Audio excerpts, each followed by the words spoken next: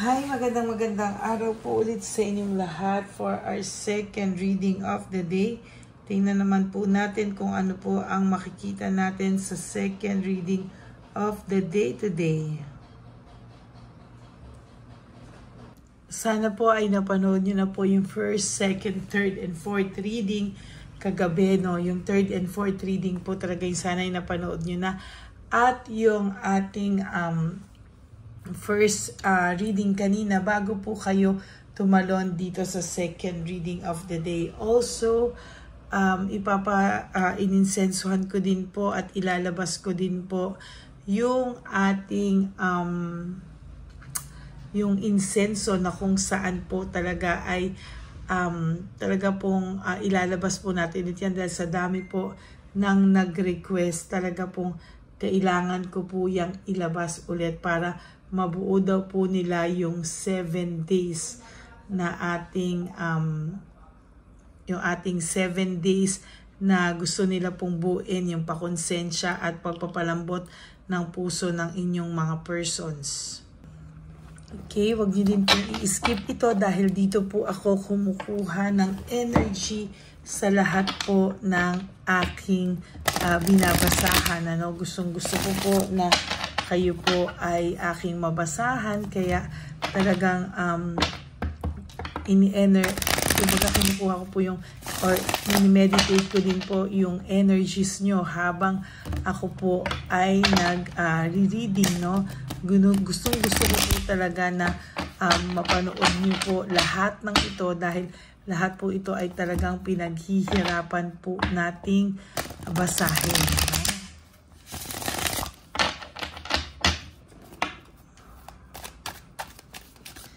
Gusto ko pong mapanood nyo po lahat ng mga readings natin. Mga readings po natin, ay mapanood nyo po lahat dahil talagang ito po ay ating mga pinaghihirapan. Talagang ina-analyze po talaga natin based sa pagkatabi-tabi, upward or reverse at yung mga katabi. Talagang tayo po ay nagko-concentrate at nagpo-focus po para atin pong mabasa ang lahat ng mensahe na para po sa inyo. Okay, pili na po tayo ng 20 cards. 1, 2, 3, 4, 5, 6, 7, 8, 9, 10, 11, 12, 13, 14, 15, 16, 17, 18, 19, 20.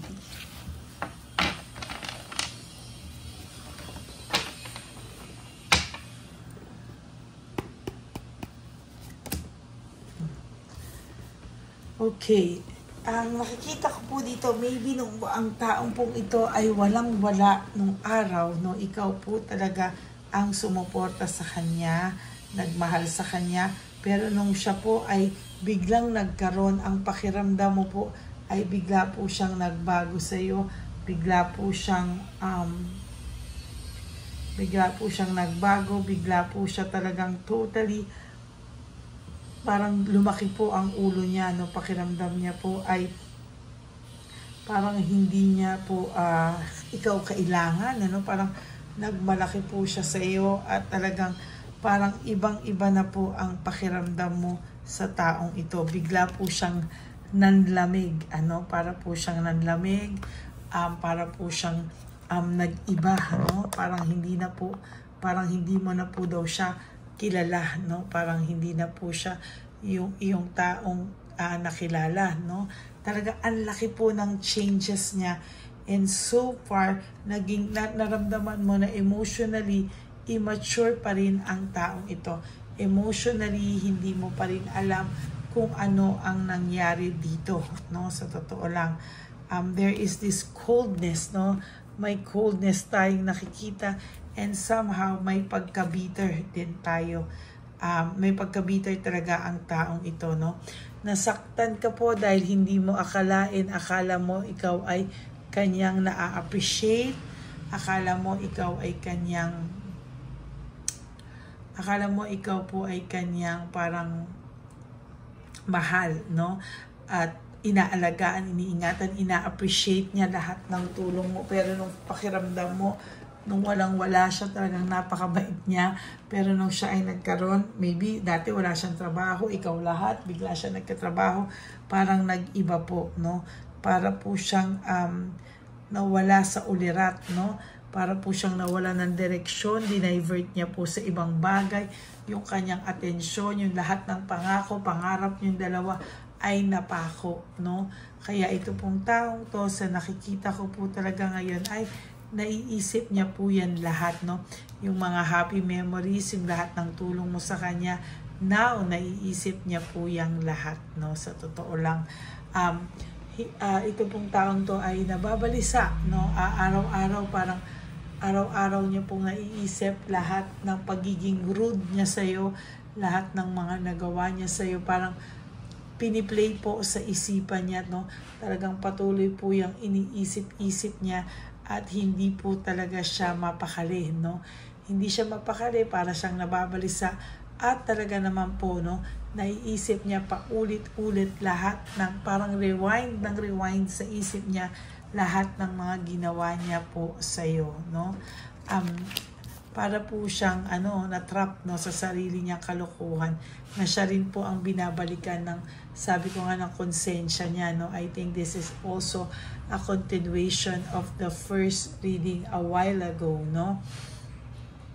Para pong nagre-rewind sa kanya, para pong everyday, parang di niya alam ba't siya ninenervyos, bakit po siya stress, nababalisa, para po siyang gusto niya sumigaw, gusto niyang ilabas lahat ng sakit, gusto niyang ilabas lahat ng stress na nararamdaman niya. Pero to be honest with you po, para po siyang nahihirapan na hindi niya po maintindihan. Naging impulsive daw po siya sa mga bagay-bagay. Kaya ngayon po, ang taong ito ay nakakaramdam ng too much stress, balisa. Talagang sabi ko nga po sa iyo, balisang-balisa ito sa mga nagawa niya sa iyo, no? At talagang hindi po ito titigil, at talagang ito po ay nababalisa. Kung malalaman niyo lang po yung kanyang pakiramdam, sa totoo lang po ay talagang hindi po siya matatahimik, no? Para siyang paggising niya pa lang sa umaga, balisa na siya. Pagkatapos po, siya po ay parang aligaga na hindi mo maintindihan, no? Siya mismo sa sarili niya, hindi niya po maintindihan. Bakit po ganyan yung pakiramdam niya, na para siyang binabalikan ng kahapon? Ay, para po siyang binabalikan ng kahapon at hindi po siya matahimik, no? Talaga siya po ay aligaga. Dahil talagang rewind talaga sa isipan niya lahat ng mga maling nagawa niya sa iyo.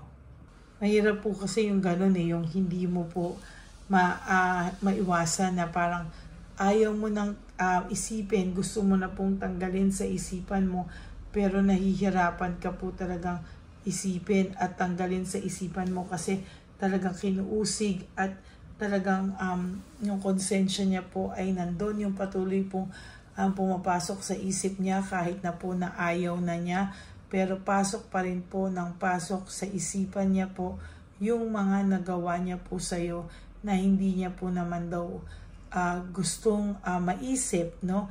Parang gusto niya na nga po iwaglit sa kanyang isipan at totally gusto niya na pong makawala, no, sa kanyang iniisip, no? Talagang siya po ay nakakaramdam ng matinding dagok sa kanyang buhay, no? At talagang sa nakikita ko po dito ay hindi po ito natatahimik, no? Talagang nahihirapan po siya, at talagang sa nakikita ko po ay talagang sa mga susunod na araw po talaga hindi pa rin po ito matatahimik. Patuloy pa rin po siyang mawawala sa kanyang sarili at mabubwisit dahil ikaw po ay pasok pa din ng pasok sa kanyang sarili, no? Pasok pa rin ikaw daw ng pasok sa isipan niya, sa sarili niya, at talaga pong siya ay naiisip ka niya. Ayan, no, yung teamwork, collaboration nyo, yung mga magagandang nagawa mo sa kanya po ay patuloy na nagre-rewind sa isipan niya at hindi niya daw po alam bakit wala po siyang peace of mind, no? Para po siyang sasabog, no? Para po siyang anytime, naku, parang iiyak na lang po ito na ayaw na niya, pagod na daw po siya sa kakaisip. Kasi po siya po ay naging selfish, naging makasarili, self-centered, no? Immature, talagang. At may pagkaseloso pa to, no? Sa'yo, hindi pwedeng ganito, hindi pwedeng ganito, hindi pwedeng ganito. Pero siya, pwede lahat, no? Kaya ito pong taong to, sabi ko sa inyo sa araw na to, at sa mga nakaraang araw, at sa mga susunod na araw, patuloy pong magre-rewind sa isipan niya lahat ng kabutihan mo na sinayang niya. There will come a time that this person, hihingi po sa iyo ng tulong ito, no? Dahil siya ay makakaramdam ng fear, sadness, and loneliness. Hindi po talaga siya matatahimik. Siya po ay talagang mag-iisip, no? Talagang sa nakikita ko po sa kanya, ay gusto niyang ibalik yung control sa sarili niya, no? Nagiging defensive na nga ito, no? Dinidepensahan niya nga yung sarili niya sa sarili niya mismo. Para na po itong buang. Para na po itong nababaliw. Kaya sabi ko nga po sa inyo, mahirap po talaga yung ayaw mo nang isipin, pero patuloy pa rin po yung isipan niyang nag-iisip, may sariling isip ang utak, no? Na talagang kahit anong gawin niya, siya po ay mag-iisip ng mag-iisip. Alam niya po na confused siya, o alam niya po mali ang mga choices na pinili niya sa buhay. Kaya ngayon, siya po ay very, very, very confused. At hindi niya po alam kung ano po ang kanyang gagawin, no? Talaga pong sabi ko nga po sa inyo, itong taong pong ito ay sobrang tigas, no? Matigas talaga ito. At hindi po siya, kahit gaano siya katigas, I tell you ha, kahit gaano po siya katigas, sinasabi ko sa iyo, there will come a time na lahat ng tuksong dumating sa kanya, pinagsisisihan o pagsisisihan niya, no? Kasi pakiramdam niya po, siya po ay kinarma ng dahil dyan. Kaya siya po ngayon ay nakakaramdam ng totally fatigued and exhausted, no? Exhausted po siya sa mga bagay-bagay at talagang hindi niya po alam kung ano po ang mga susunod sa kanya, no? Meron po siya, sabi ko nga po sa inyo, there will have a resentment, no, and desire to reconcile with you, no? Gusto niya pong mag-reconcile sa iyo dahil itong taong to, hanggang hindi kayo nakakausap, hanggang hindi mo siya kinakausap, there is this dissatisfaction. Deep inside may dissatisfaction and lack of inner joy. Hindi daw po siya maging masaya dahil po sa lahat din po ng nagawa niya, especially po sa iyo, no? Doon po siya talaga hirap na hirap sa sakit at talagang hindi niya po kaya na tanggalin ka sa isip niya kahit anong gawin niya. Yan po ang isa sa mga karma niya, no, na hindi niya po kayang tanggalin ang pagkatao mo, ang sarili mo, ang isipan niya sa iyo, no? Talagang ikaw ay maiisip nito araw-araw at guguluhin po talaga siya ng konsensya niya. Yan po ang ating second reading of the day. I hope kayo po ay naka-resonate. And if you do, can you please give me a like and comment down below and click the bell and click the subscribe button para updated po kayo sa ating mga latest uploads, no? And hindi po kayo mahirapang maghanap. And for those of you who would like to have a private reading with me, you can message me po at Ladyly Elena, that's Ladyly Elena. Nasa dulo po yan ng ating video. Diyan nyo lang po ako makukontak. That is my only official and legit FB and Messenger account. Nandyan din po bago ang aking legit and official Messenger and FB account ay nilabas ko rin po ang fake na Lady Elena kung saan patuloy po siya nagme-message sa ating mga subscribers at tumitingin po siya kung sino ang mga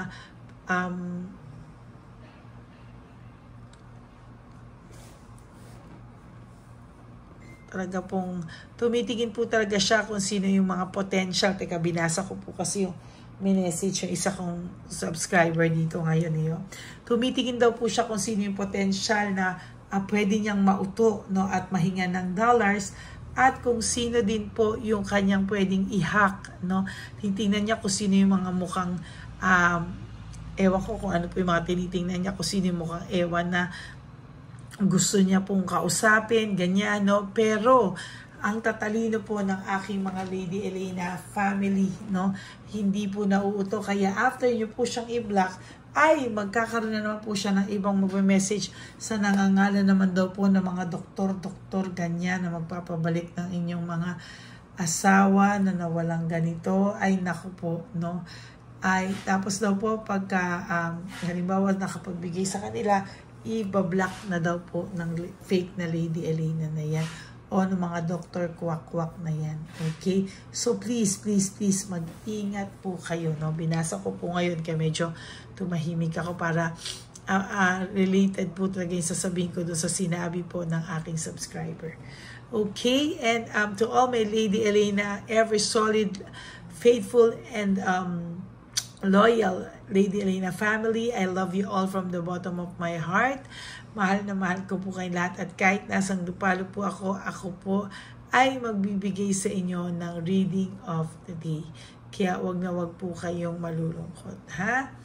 And thank you for not skipping ads. Tulong nyo na po yun sa ating channel, lalo na po tayo ay nalalapit na po ulit ang ating One Love a Day. Kaya maraming salamat po, no? Hindi ko po alam kung saan naman natin gagawin yung One Love a Day natin, pero ililid po tayo dyan, ano? Talagang dyan po tayo malilid talaga ng ating Holy Spirit. I-guide niyo po tayo kung saan naman po yung mga ibang matanda, para naman po tayo po ay makaikot naman, ano, at talaga matulungan ang bawat matandang iniwanan na po ng kanilang pamilya. Okay? Maraming salamat po sa inyong lahat. And of course, ang lagi ko pong payo sa inyo is just to live one day at a time. 2-3 things that will make you happy for the day. Prioritize yourself, forgive yourself, and be grateful that we are still alive, that we are, parang meron tayong chance of, bumawi sa ating mga sarili, sa lahat ng mga sorrows, ang pagkukulang natin sa ating mga sarili, pwede na po tayong bumawi. And of course, you also have to love yourself, because self-love is still the best love of all. And you have to realize that life is so short. Don't make it shorter by stressing yourself from all the pains and heartaches na binigay sa inyo ng kahapon. Just surrender everything to the divine universe and just let go and let God write your life and love story. Ako po ay magpabalik for our third reading of the day at fourth reading of the day. For the meantime, kayo po muna ay manood ng third and fourth reading na naiwan kagabi, dahil kanina ko lang po siya na-upload na 3 AM. So, I hope na mapanood nyo po yan bago po kayo tumalon sa ating reading of the day. Okay? God bless you all, and I love you all from the bottom of my heart. Bye! Hey, update po, may nagpanggap pong subscriber natin na siya po ay magpapahula sa fake na Lady Elena, kaya ayan, hinihingan po siya na $80, at ang cell po niya ay nabigay at nakuha. Ang pangalan niya po sa cell ay Julian Albert, no? Siya po ay may cell account din, kaya mag-iingat po kayo.